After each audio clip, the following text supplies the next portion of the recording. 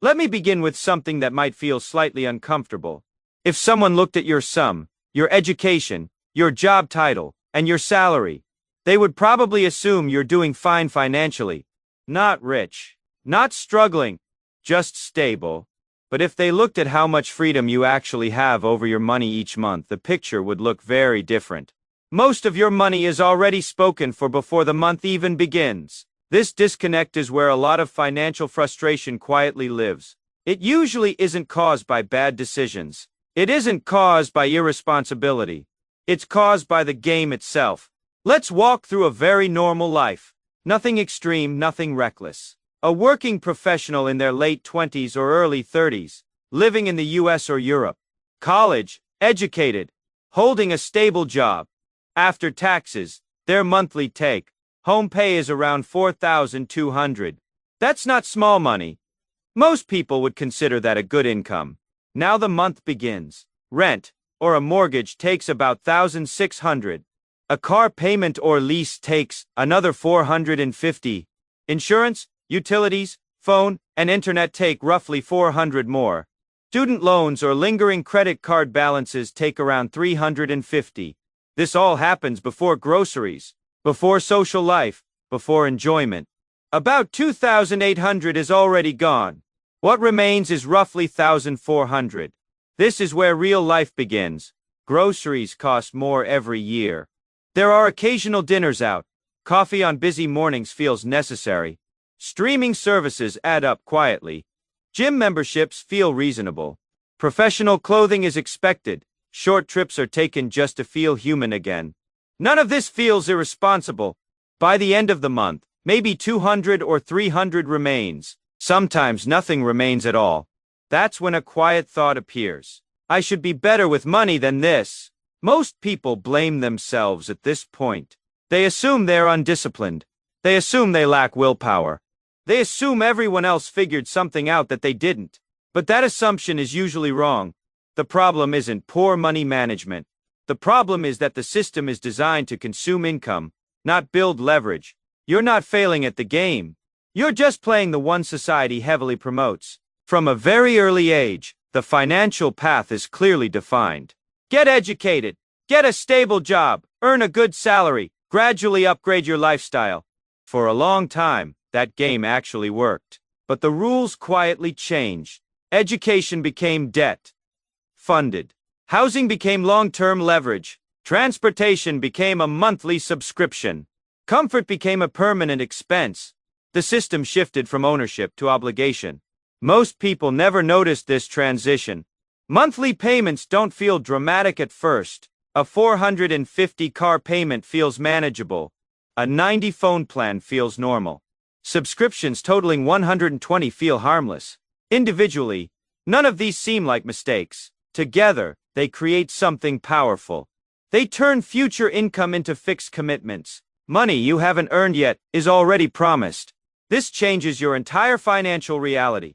You're no longer choosing how to use your income. You're servicing obligations instead. Let's slow down and look at simple math. A $450 car payment over 5 years equals $27,000.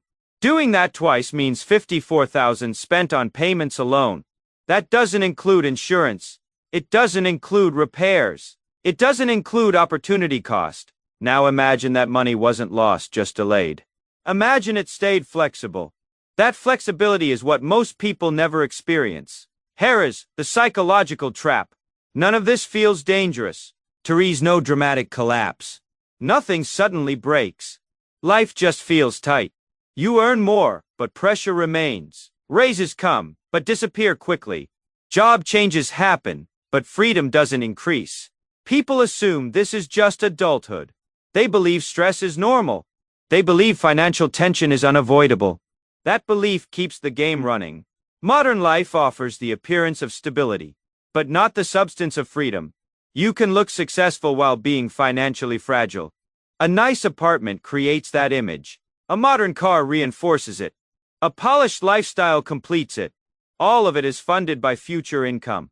This isn't a moral failure. It's a structural one. The system rewards visible consumption. It doesn't reward invisible restraint. This problem isn't about intelligence. Highly educated people are often more vulnerable. They trust the system. They expect logic to prevail. They believe doing everything right will work out. But the system doesn't optimize for security. It optimizes for participation. As long as payments are made, the system is satisfied. There is also an emotional cost. When income is locked in, surprises feel threatening. A car repair becomes stressful. A medical bill creates anxiety.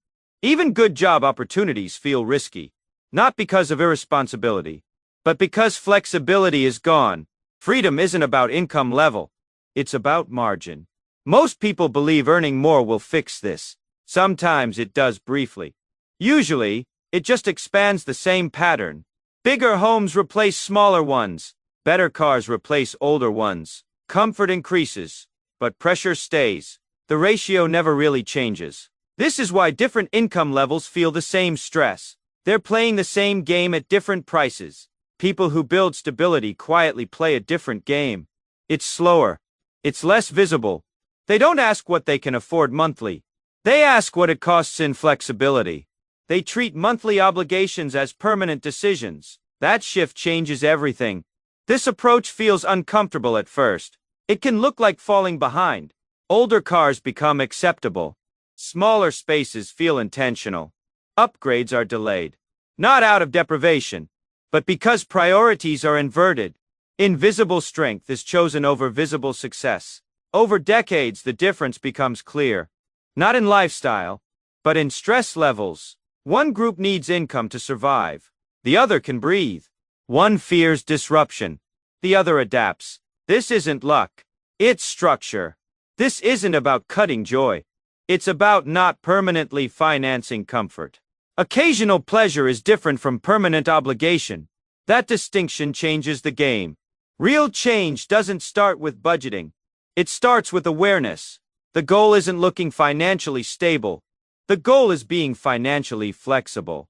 Those two goals often conflict. If nothing changes, nothing explodes. Life just grows heavier. Responsibility increases. Pressure increases. Flexibility disappears. People call that maturity. Therese, no panic here. Therese, no urgency. Just clarity. Money isn't about winning fast. It's about reducing fragility over time. That's a different game. If this made you uncomfortable, that's okay. Discomfort isn't guilt. It's awareness. You're not bad with money. You're playing a game that rewards spending over freedom.